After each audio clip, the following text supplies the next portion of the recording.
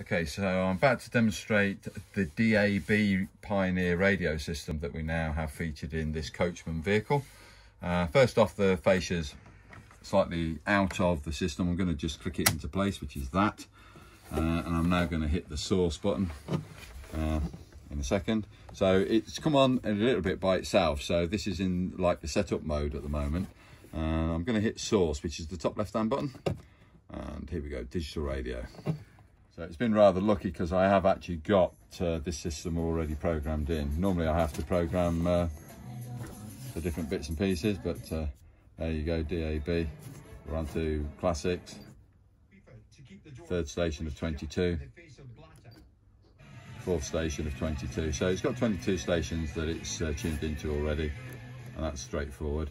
This is a quad system, so I've got two speakers at the front end in this caravan, and I've also got two speakers at the rear of the vehicle as well. I did go on to have a quick look at a YouTube video on the Pioneer system. I was absolutely amazed at how technical this system is. So I would probably say just look online in YouTube at the Pioneer radio. Just find out which system you've got here, and then just follow the video on that. But just to go on to, if I now press source again, it will go into the FM side of the radio, and I can tune it. Let's just put radio 2 on, which is 88.3, and I'll just do it manual tune rather than, because I haven't got the aerial up. So hopefully that's radio 2, as you can hear. If I want to keep radio 2 in radio 2's position, just press and hold number 2. And when that becomes a solid number 2, as it has now, I've kept that in that program position. So let's just go there, there's 1, say, and there's 2. Happy on that? That's how you do that. If I press source again, I'm now coming on to app of a Bluetooth, or I could be going Spotify, or I could be using aux in. Aux in is either the USB or the 3.5mm jack connection that you can then use things like your mobile phone or tablets and things like that to plug into, but it has to be 3.5mm compatible, of course. All right, so that's what you'd need if you are going to use outside sources. And then back to what will be the digital radio. Right, if I've tuned this now correctly, if I press and hold source and hold the source button down, the radio goes completely off. So thank you for watching this video. I'm just going to move on very quickly to where the aerial antennae is, just to point it out where it is, which is in this next locker. We've got a booster box, and then immediately on this side, you're going to find that's the antennae itself. It's telescopic, so you raise it through the roof.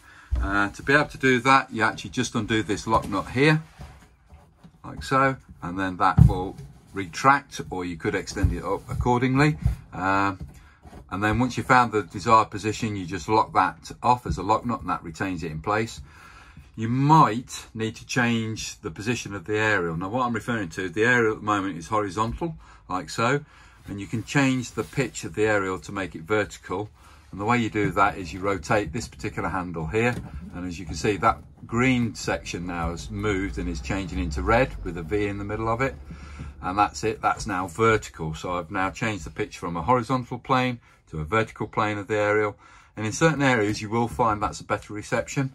But again, most of the times it would be probably in the horizontal location. So I'm just going to bring it back to horizontal, because that's also the position it should be for transit. Can't rotate it anymore, and I've got the H showing, which is horizontal. Just unscrew it, lower it back down, like so. Have it facing now forward, so have that pointing towards the front, and that's fine.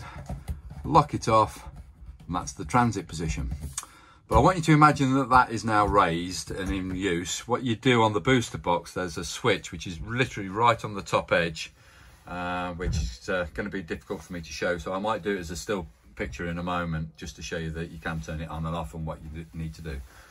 And that's basically it. That amplifies the signal coming into the antennae system. So you've got a white cable and a black cable and a red wire. So the white cable is the TV reception, the black cable is for the radio that we've already demonstrated, and the red cable that you see here now is just to amplify the signal on the booster signal on the antennae head itself. So just to move on to the Vision Plus booster box itself, it has a switch on the top edge, which as you can see now I'm turning on and off. So that's the supply turned on, so that will be amplifying the signal. And then there's a little rotation button here that allows you to increase the amplification or decrease. Well, I'm going to leave it on maximum, so I'm going to turn it clockwise. I've got it now maximum boost on that particular item there. All right, so very simple operation of the booster box itself. Anything else is explained in the actual owner's handbook. Thank you.